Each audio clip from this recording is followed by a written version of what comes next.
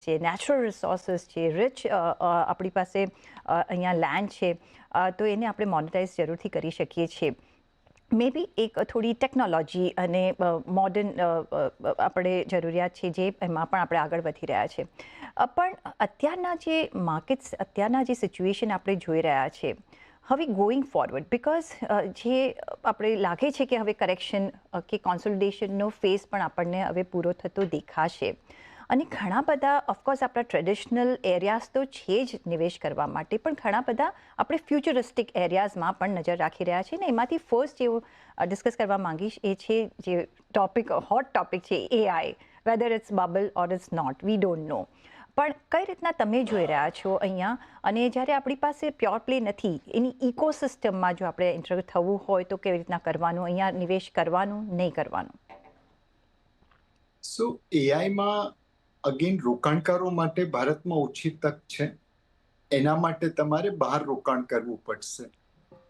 LRS ના જરીએ તમે એઆઈની બહારની કંપનીઓમાં રોકાણ કરી શકશો.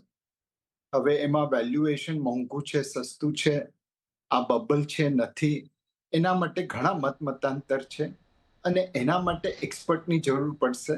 મારી પાસે એટલી એક્સપર્ટીઝ નથી કે હું કહી શકું આ એઆઈનો સ્ટોક સારો છે કે પેલો ખરાબ છે. પણ આપણે જોયું છે કે ઘણી વખત સ્ટોક પ્રાઇસ એમના ફંડામેન્ટલ કરતા ઘણા આગળ વધી જાય છે અને પછી રિયાલિટી ચેક થાય છે. Price is what you pay અને value is what you get. એ આપણે હંમેશા યાદ રાખવું જોઈએ. ભારત દેશ એઆઈની રેસમાં ઘણો પાછળ છે, પણ એ અમેરિકા અને ચાઇનાની સામે બીજા બધા દેશોથી આપણે પાછળ નથી. આજે આપણે આપણું સર્વમ કરીને LLM લોન્ચ કર્યું, પણ જો આપણે રોકાણ બીજી બધી જગ્યાએ કરતા રહીએ તો સર્વમમાં રોકાણ કરવા માટે લાખો અબજો રૂપિયા જે જોશે એ ક્યાંથી લાવીશું? અને એના માટે આપણે બીજા લોકો સાથે હાથ જોડવા પડશે, એમના પૈસા રેઝ કરી અથવા આપણા ગોલ્ડને મોનેટાઇઝ કરી એઆઈમાં રોકાણ કરવું પડશે. એ થશે કે નહીં થાય એ ભગવાનને ખબર.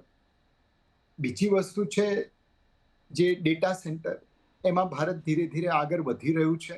એ જ્યાદાતર તો ઇમ્પોર્ટેડ આઇટમ ઉપર છે, જીપીયુઝ બધા બહારથી જ આવવાના છે. ત્રીજી વસ્તુ સેમિકન્ડક્ટર ચિપ્સની છે, એમાં ટાટા, માઇક્રોન, સીજી પાવર એ લોકો થોડું થોડું રોકાણ કરી રહ્યા છે અને આગળ વધી રહ્યા છે. રેસમાં હવે આપણે એન્ટર થયા છીએ, અલબત્તા ઘણા પાછળ છીએ. અને ફાઇનલી જે ચીજ આપણે કરી શકીશું એ એન્ટરપ્રાઇઝ એઆઈ અને એપની છે. બીજાના LLM ઉપર આપણા લોકો એપ બનાવી શકશે, એન્ટરપ્રાઇઝ એઆઈ પર કામ કરી શકશે અને એઆઈ રિલેટેડ એ ક્ષેત્રમાં આપણે દુનિયાની સાથે રહી શકીશું. પણ અમેરિકાને, ચાઇનાને છોડી જો બીજા બધા દેશોને આપણે એકત્ર કરી શકીએ, કમ્બાઈન્ડ પૈસા ભેગા કરી અને પોતાનું LLM, પોતાની એઆઈ ડેવલપ કરી શકીએ, જે બીજા બધા સાથે શેર કરી શકીએ. જેમ અમૂલે ભારતના બધા ફાર્મરોને ભેગા કરી અને મિલ્કની મલ્ટીનેશનલ કંપનીને પછાડી, એવું અમ્યુલાઇઝેશન ગ્લોબલ લેવલ ઉપર એઆઈ માટે કરવાની જરૂરત છે.